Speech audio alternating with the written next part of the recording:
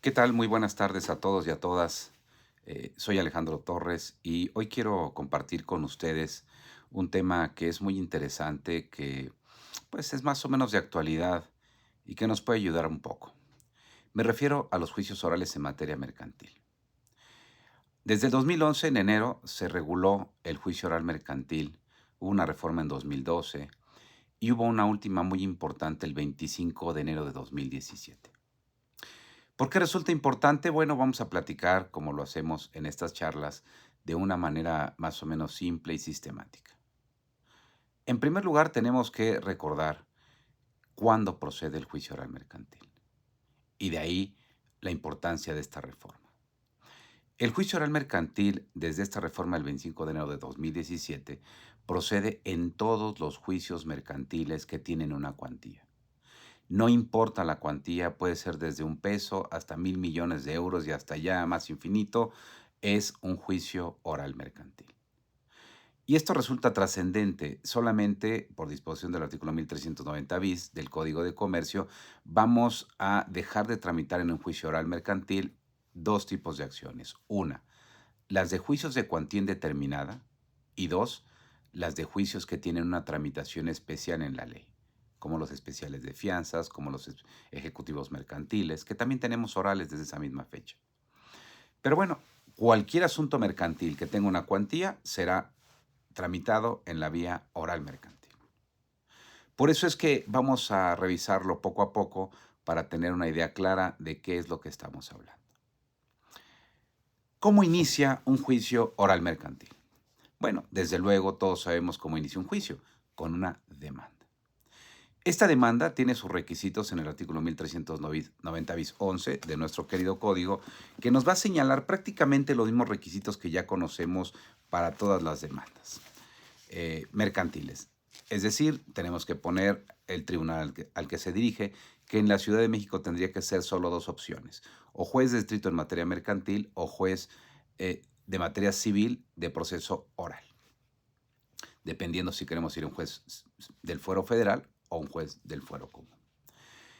Ahora, tenemos que señalar el nombre de la persona que promueve y la calidad con la que lo hace, señalar un domicilio. Puede ser importante tener en cuenta que en materia de juicios orales mercantiles, solo el emplazamiento se hace personal y en su caso las notificaciones en ejecución de sentencia.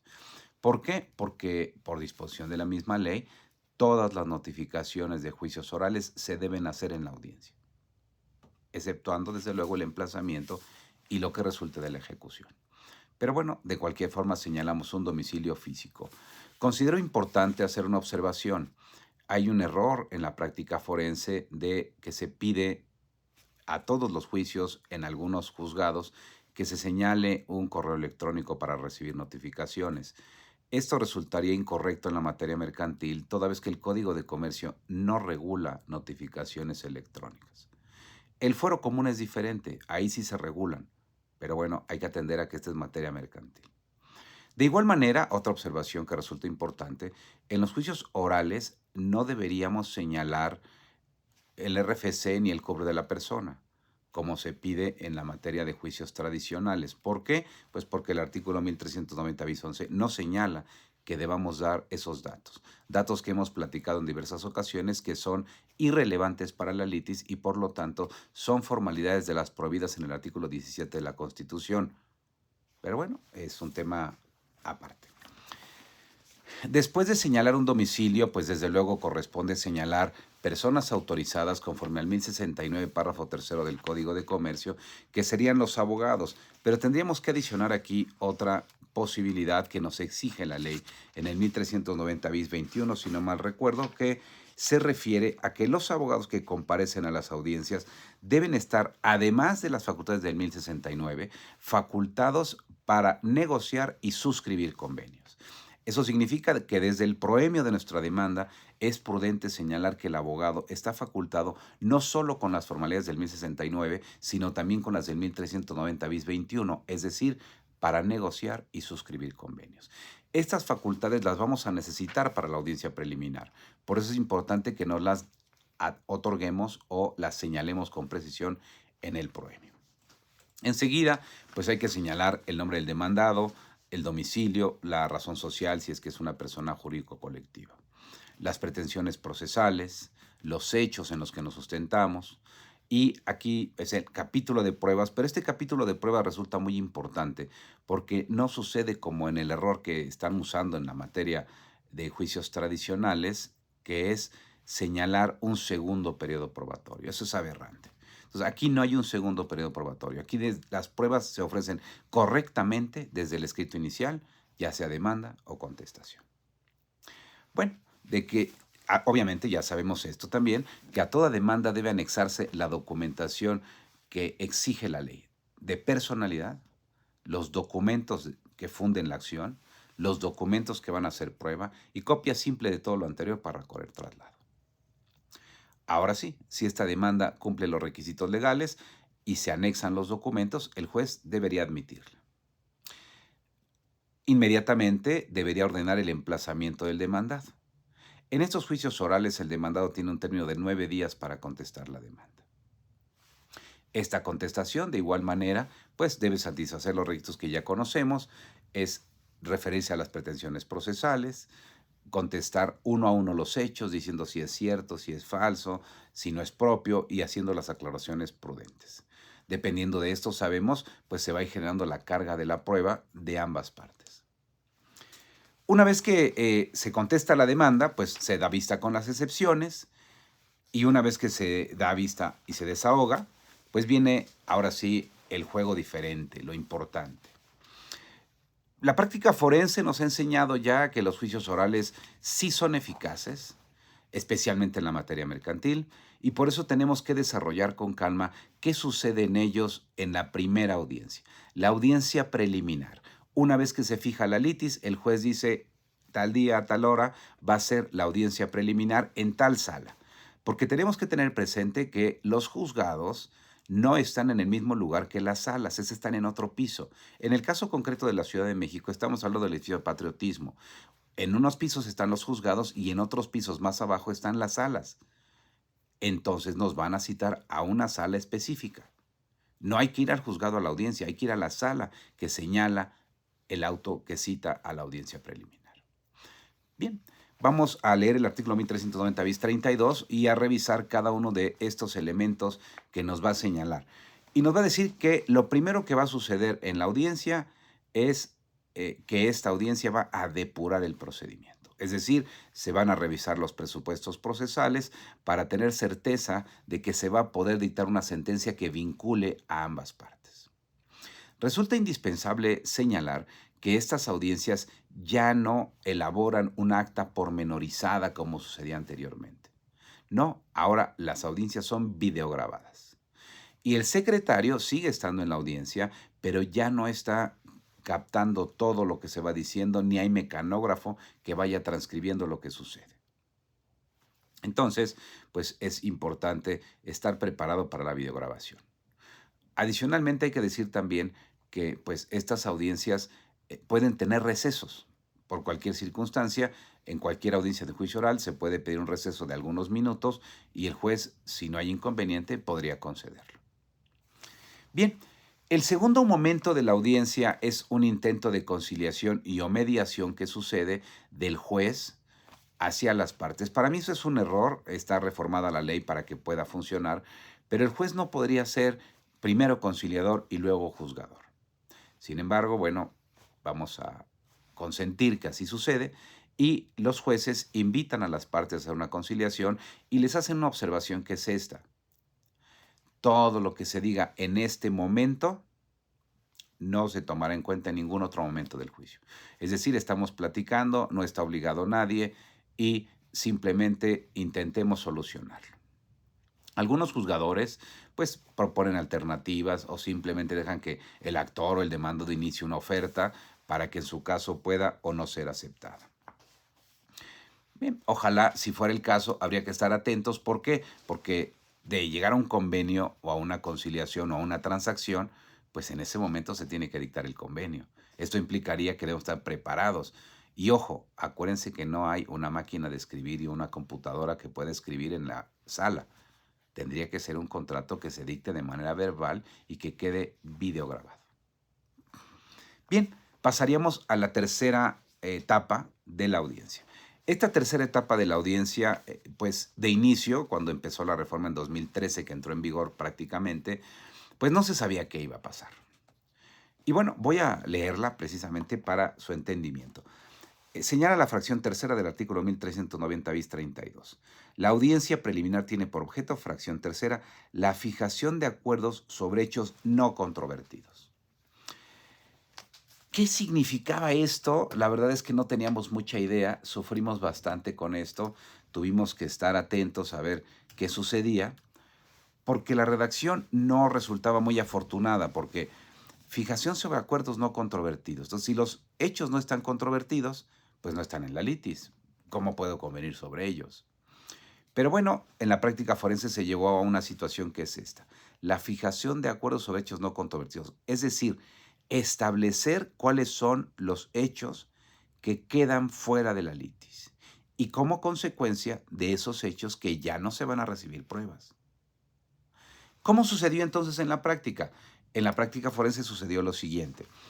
Yo, actor, le digo al juez que propongo como hecho que quede fuera de la litis o no controvertido el hecho número 1. ¿Por qué? Porque el hecho 1 usualmente es el del acto jurídico o el hecho jurídico. Vamos a pensar que la demanda dice que suscribieron un contrato con X características. El demandado dice sí cuando contesta la demanda. Entonces, mi primer propuesta hacia el juzgador sería que el hecho 1 quede como un hecho ya no controvertido. Y el juez inmediatamente le dé el uso de la palabra a la contraparte para que ella diga si está o no de acuerdo con que ese hecho ya quede como no controvertido. Usualmente, la gente sensata pues debería decir que queda como no controvertido, pero eso no significa que va a suceder siempre. Yo tuve una situación de un seguro respecto a un siniestro del terremoto de 2017 y mi contraparte ante ese suceso, es decir, que yo le dije que el 19 de septiembre de 2017 hubo un terremoto en la Ciudad de México, él dijo que no, que consideraba que no era un hecho no controvertido. Es decir, me dejó la carga de la prueba. Solo había un tema, que es un hecho notorio. Entonces, al final yo no tenía carga de la prueba y al parecer, o en mi opinión, pues solamente se evidenció. Pero bueno, ese es un tema aparte que solo es como ejemplo de que hay gente que no quiere aceptar que un hecho evidente pues quede como no controvertido. Entonces, ¿cuál es mi sugerencia ante esta temática que hemos seguido? Mi sugerencia sería que antes de ir a la audiencia, yo en mi expediente marque cuáles son los hechos concretos que yo voy a proponer que queden fuera de la litis, tanto como actor como parte demandada. Para que entonces cuando el juez me dé el uso de la palabra, yo ya tenga anotado lo que quiero. Quiero que se diga que este día, a esta hora sucedió esto, que se tenga por cierto. Que yo pagué esta cantidad con este recibo, que se tenga por cierto. Entonces, sí hay que ser muy precisos para que la audiencia fluya mejor. Y bueno, una vez que el actor lo propone, que el demandado hace sus manifestaciones, pues ese derecho pasa al demandado. Ahora el demandado podría decir, y que quede fuera de hecho controvertido igual de manera muy concreta. Y esto resulta muy importante. ¿Por qué? Porque al final creo que en los juicios muchas personas se pierden en el tema de la carga de la prueba. ¿Qué es la carga de la prueba, no? Y ahí es donde, pues, desafortunadamente nos falla, ¿no? Porque se ofrecen pruebas que ya resultan impertinentes y que resultan innecesarias, toda vez que esos hechos, pues, ya están fuera de la litis. Y este ejercicio de la audiencia preliminar, pues nos va a servir para eso, para que nosotros con toda presión ya marquemos en nuestro expediente qué hechos ya no están controvertidos y sobre los que ya no tengo que hacer pregunta alguna. Ya no tengo que ofrecer ninguna prueba, porque ya quedaron demostrados. Precisamente por eso, el siguiente paso de la audiencia o el siguiente momento es la fijación de acuerdos probatorios, porque ya quedó la litis. Así que el juez le va a decir a alguna de las partes, al actor o al demandado, que haga la propuesta sobre los hechos, perdón, sobre las pruebas y se puedan hacer acuerdos. Puede suceder que ante lo que ya sucedió en la etapa previa, que es que un hecho no quede ya controvertido, pues que yo me desista de alguna prueba, ya no la necesito. Vamos a pensar en un asunto de un contrato verbal. Él queda ya conforme con que sí celebramos el contrato verbal, con que sí recibió el pago. Bueno, pues entonces tal vez su confesión o declaración ya no me sea necesaria, porque el hecho ya quedó no controvertido. Así que sí necesitamos un ejercicio sensato para revisar si nos corresponde o no ofrecer las pruebas que teníamos, o renunciar a ellas o limitarlas. En el mismo tenor, si el contrato verbal del ejemplo ya fue reconocido, posiblemente tampoco necesitan los testigos. No hay reglas únicas, solamente estoy dando una sugerencia general. Entonces, ¿en qué se podría convenir? Pues a lo mejor en que sea un solo perito, un perito único para alguna pericial que se requiera, que la inspección que ofrecieron las dos partes se centre a uno o dos puntos. En fin, creo que sí necesitaríamos pues tener un poquito de apertura para que en su caso podamos avanzar y que el periodo probatorio se concrete a las pruebas que son necesarias para que se pueda dictar sentencia. Ha habido juicios en asuntos, por ejemplo, de bancos, que realmente la única prueba importante ya es la pericial. En ese tenor, entonces, simplemente no necesito más pruebas, que sea la pericial para que se determine si efectivamente el sistema del banco pues es fiable, seguro y confiable o no lo es. Y listo. Ya todo lo demás pudo haber quedado demostrado con documentos y pude haber hecho que mi contraparte reconociera que ya no hay litis sobre ellos. Enseguida de la fijación de los acuerdos probatorios vendría que el juez se pronuncie sobre la admisibilidad de las pruebas, es decir, cuáles son las pruebas que se van a recibir y pues las condiciones para que eso suceda. Va a admitir las pruebas, va a decir qué día es la audiencia, va a decir cuáles son los apercibimientos, etcétera, etcétera. Aquí viene algo que no se nos puede escapar. Esto está regulado en el artículo 1390 bis 45 y es lo siguiente. En materia mercantil, siempre cuando se admiten los documentos, es el momento para la objeción.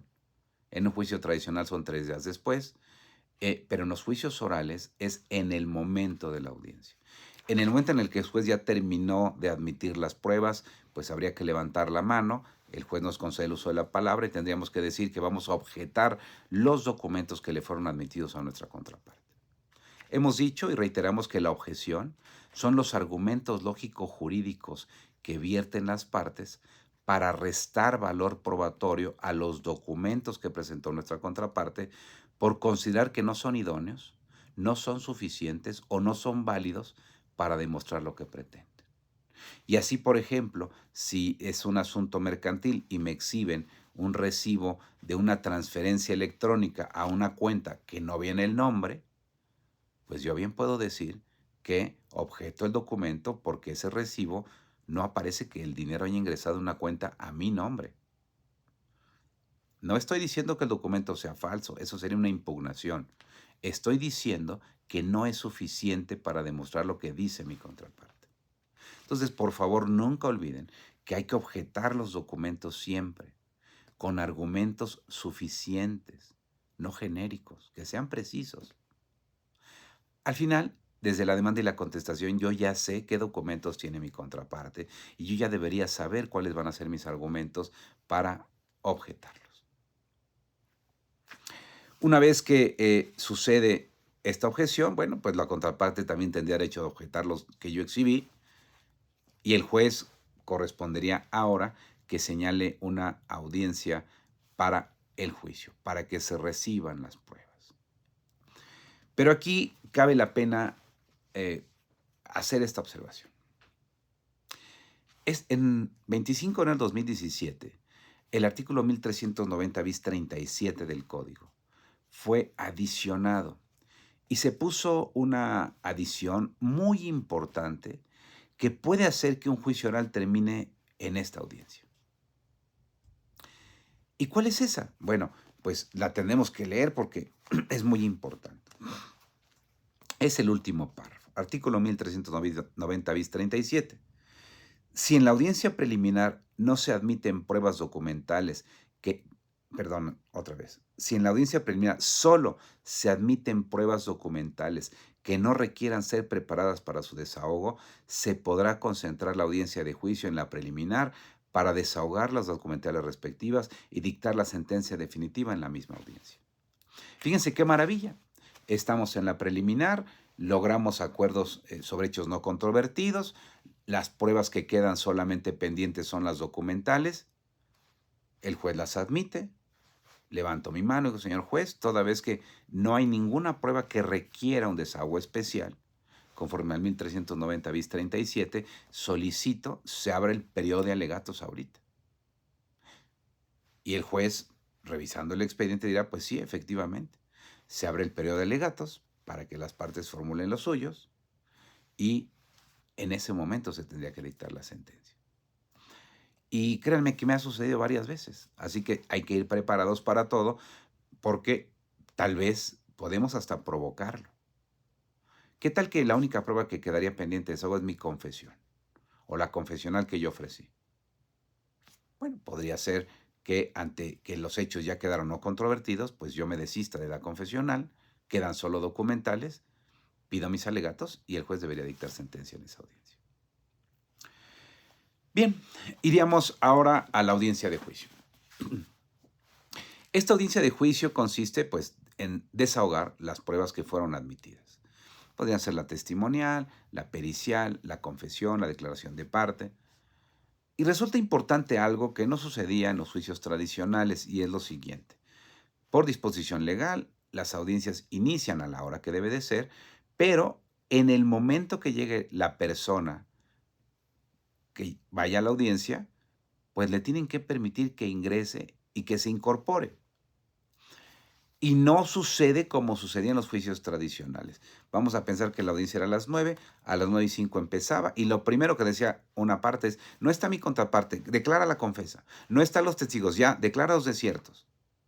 Y sucedía. Pero eso en los juicios orales ya no corresponde. En los juicios orales es, a ver, con quien está, el juez es el que fija el orden y va a decir, vamos a empezar con la confesión de usted. Oiga, que los testigos no han llegado. Vamos a empezar con la confesión de usted. Si durante la confesión de esa persona llegan los testigos, se van a incorporar. Y algo muy bueno también es lo que sigue. Vamos a pensar que el que está declarando, pues dice, ya me tengo que ir. Una vez que terminaste de declarar, te puedes retirar. No sucede que, tienes que esperar a que acabe la audiencia. Entonces creo que esto es algo muy eficiente. Te incorporas cuando llegas y cuando termina lo que tienes que hacer, te puedes retirar. Obviamente no aplica para los abogados, deberíamos estar siempre ahí. Podría haber una sustitución del abogado, pero la persona siempre debe estar asistida. Así que las partes, los testigos, los peritos, una vez que cumplen con su cometido en la audiencia, se pueden retirar. Evidentemente, solo pidiendo la anuencia del juzgador. Señor juez, me tengo que retirar y listo. Incluso sucede que muchas veces el mismo juez dice, a ver, usted testigo, ya acabó, ya se puede ir si quiere y si no, quédese aquí. Pero ya las partes o las personas, perdón, son liberadas una vez que no se requiere su presencia en el juzgado o en la sala de oralidad. Bueno, ¿qué sería importante en esto? Bueno, lo que es importante es la dinámica. ¿Por qué? Porque todo es oral. Los pliegos de posiciones no existen. Tú preguntas de manera directa, de manera fluida. No están las reglas del 1311 del Código de Comercio, 1222 del Código de Comercio, en el de la calificación de las posiciones. Ya no existe eso, simplemente el juez considera que se refiere a la litis, que es propio, adelante. Esos son los únicos requisitos. Lo mismo para los testigos, fluyen mucho mejor, pero evidentemente hay que ir mejor preparados como abogados porque es muy dinámico. Al final debemos saber cuál es el resultado que buscamos con cada una de las pruebas que estamos desahogando. Una prueba también importantísima es la pericial. Esta prueba en los juicios orales es muy buena porque el perito siempre tiene que ir a la audiencia. El perito empieza leyendo, en lo general, su dictamen o justificando su dictamen y leyendo sus conclusiones. Inmediatamente las partes le pueden hacer preguntas, el juez le puede hacer preguntas y ya después podría retirarse. Pero esto es directo, compañeros, no es como antes se presentaba el dictamen ahí y a veces el perito nunca iba. No, aquí el perito está ahí y está listo para contestar en ese momento cualquier pregunta que ustedes quieran hacerle. Así que tenemos que ir también preparados para imaginar qué va a decir y qué le vamos a preguntar. También está nuestro perito, así que él podría darnos alguna asesoría de qué preguntas hacerle concretas para pues robustecer nuestra teoría del caso. Lo que nosotros le dijimos al juez que íbamos a demostrar, pues a lo mejor el dictamen que se hizo mi contraparte pone en duda mi dicho, pero hay tecnicismos en ese dictamen que no están bien elaborados. Bien, pues esas más o menos son las reglas simples de esto, y lo que quedaría después es lo siguiente. Una vez que se desahogan las pruebas, el juez en la misma audiencia debería dictar la sentencia. Las reglas que nos da el código es que el juez da sus consideraciones generales y lee los resolutivos, y en ese momento entrega a las partes una copia de la sentencia. Sí puede suceder, aunque a veces en la práctica forense lo que sucede es que el juez, pues en la audiencia de las 11 se da un receso para las 4 de la tarde. Entonces, elabora la sentencia con calma y entrega a las partes su resolución. Ahora, también puede pasar que pues ya a las 4 ya esté cerrado el edificio y no me dejen entrar, y entonces mañana al otro día tenga que ir temprano para que me den mi copia. Entonces, más o menos, compañeros y compañeras, estos son los juicios orales. Habría algunas observaciones que hacer. Primera, en los juicios orales no se admiten medios de impugnación. Lo único que puede suceder son regularizaciones del procedimiento. También cabe la aclaración de la sentencia, pero no hay apelación, no hay revocación. Así que cualquier resolución que el juez dicte que genere un daño irreparable en sentencia tendría que ser combatida mediante el juicio de amparo indirecto. Y la sentencia definitiva tendría que ser combatida a través de un amparo directo.